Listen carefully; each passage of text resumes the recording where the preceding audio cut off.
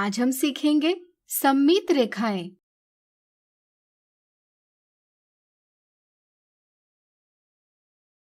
पिछले वीडियो में हमने सीखा कि एक ऐसी आकृति जो बराबर संतुलित अनुपात में है एक सममित यानी सिमेट्रिक आकृति कहलाती है। जैसे दी आकृतियां सममित है, इनकी समझ और अच्छे से बनाते हुए चलिए अब जानते हैं सममित रेखाएं यानी लाइन ऑफ सिमेट्री क्या होती है। चलिए इसे एक गतिविधि से समझें। एक कागज लीजिए, कैंची के उपयोग से इसमें से अंग्रेजी के अक्षर ए का आकार काट लीजिए। क्या आप बता सकते हैं कि यह आकृति सममित है या नहीं? सोचिए सोचिए।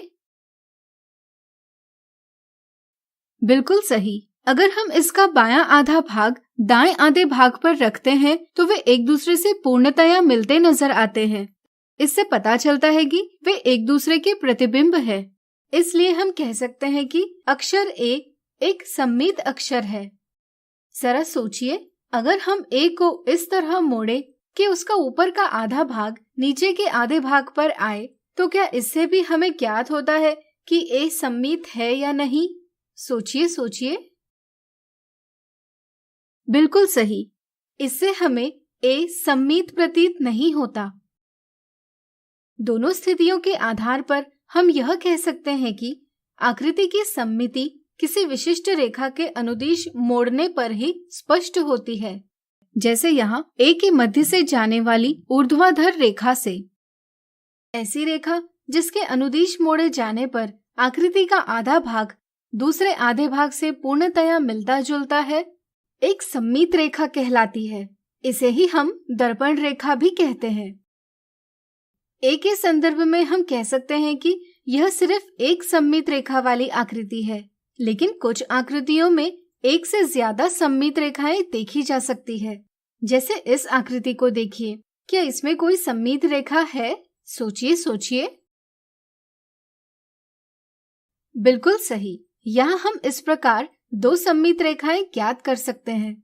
इनके अलावा और कोई भी सममित रेखा ज्ञात नहीं की जा सकती। कुछ आकृतियों में दो से भी अधिक सममित रेखाएं होती है। जैसे एक वर्ग की सममिति इसे इन चार रेखाओं के अनुदिश मोड़ने पर देखी जा सकती है, यानी कि वर्ग में चार सममित रेखाएं होती है। इसी तरह चलिए ज्यामिति के कुछ और आकारों में सममित रेखाओं की संख्या ज्ञात करें। एक आयत की सममिति इसे इन दो रेखाओं के अनुदिश मोड़ने पर देखी जा सकती है, यानी कि आयत में दो सममित रेखाएं होती है। एक समचतुर्भुज यानी रोम्बस की बात करें तो इसकी सममिति इसे इन दो रेखाओं के अनुदिश मोड़ने पर देखी जा सकती है, यानी कि समचतुर्भुज में दो सममित रेखाएं होती है। इसी प्रकार एक समबाहु त्रिभुज यानी इक्विलैटरल ट्रायंगल में तीन सममित रेखाएं देखी जा सकती है। लेकिन अगर हम वृत्त यानी सर्कल की बात करें तो इसके केंद्र से जाने वाली किसी भी रेखा के अनुदिश मोड़ने पर वृत्त की सममिति देखी जा सकती है। चूंकि एक वृत्त के केंद्र से अनंत रेखाएं जा सकती है, इसलिए वृत्त की अपरिमित रूप से अनेक सममित रेखाएं होती है।